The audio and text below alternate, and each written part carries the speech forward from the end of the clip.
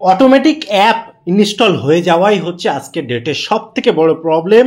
আমাদের ফোন যে হ্যাক হয়ে যায়, আমাদের ফোনে যে বিভিন্ন ধরনের প্রবলেম হয়ে যায়, আমাদের ফোনে যে বিভিন্ন ধরনের ম্যালওয়্যার ঢুকিয়ে দেওয়া হয়, তা কী করে হয়, কীভাবে সম্ভব হয়? এই অটোমেটিকভাবে অ্যাপ ভেতরে ইনস্টল হয়ে যাওয়ার কারণেই হয়। তো আজকের ভিডিওতে আমরা সেই প্রবলেমটাই সলভ করব, যাতে কোনোভাবে বাইরের কোনো অ্যাপ অটোমেটিক্যালি আমাদের ফোনে না ঢুকতে পারে। তো চলুন শুরু করি। দেখুন, আমি কোনো রকম সময় নষ্ট করব না, ডাইরেক্ট আপনি চলে যাবেন আপনার ফোনে, এবং বিভিন্ন কোম্পানি বিভিন্ন মডেল আলাদা আলাদা সেটিং করে রেখেছে, তাদের লেখালেখি আলাদা, অর্থাৎ সেটিংয়ের ভেতরে গিয়ে আলাদা জায়গায় পাবেন। সব থেকে ভালো উপায় হচ্ছে আপনি যে সার্চ অপশান আছে এখানে লিখে দেবেন ইনস্টল। এই ইনস্টল কথাটা লিখলেই কোনো ফোনে দেখতে পাবেন ইনস্টল আননোন সোর্সেস বা ইনস্টল আননোন অ্যাপ, এই জাতীয় বিভিন্ন, যেমন আমার এই ফোনটাতে দেওয়া রয়েছে ইনস্টলেশন সোর্সেস, অর্থাৎ ভাষাগুলো আলাদা কিন্তু কাজ একই।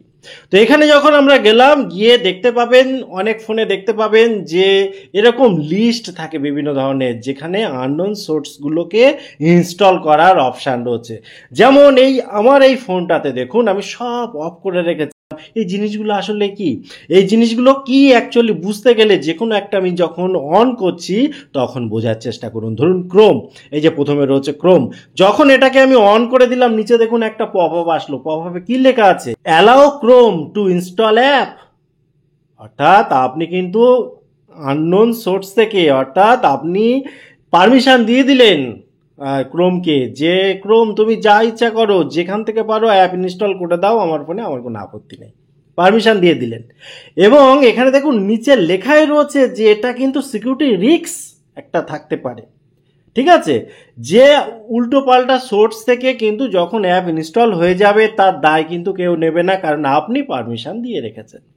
এটাকে অ্যালাউ করার আগে 100 বার ভাববেন। হ্যাঁ, অনেক সময় কি হয়, অনেক রকম অ্যাপ ইনস্টল করার সময় এগুলো অন করে দেয় অনেকে।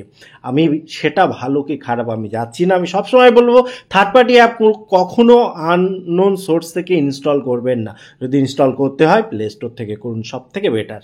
ঠিক আছে, এবং আমি অনেক ভিডিওতে বলেছি প্লে স্টোরের অ্যাপগুলোও যে সবসময় ভালো হয় তা নয়, মাঝে মাঝে চেক করে নিতে হয় যে এখনও পর্যন্ত অ্যাপগুলো ভালো আছে কি নেই, তারও প্রসেস আমি বলেছি। যদি না জেনে থাকেন প্লেলিস্টে গিয়ে ভিডিওগুলো দেখতে পারেন। যাই হোক, আপনি কখনো এটাকে অন করবেন না। যদি কখনো খুব প্রয়োজনে এটা অন করেও দেন, সেই কাজ মিটে গেলে সঙ্গে সঙ্গে অফ করে রাখবেন। টোটাল ইনফরমেশন কেমন লাগলো অবশ্যই কমেন্ট করতে ভুলবেন না। আবার দেখা হয় পরবর্তী ভিডিওতে। ততক্ষণ ভালো থাকুন, সুস্থ থাকুন, বাই বাই।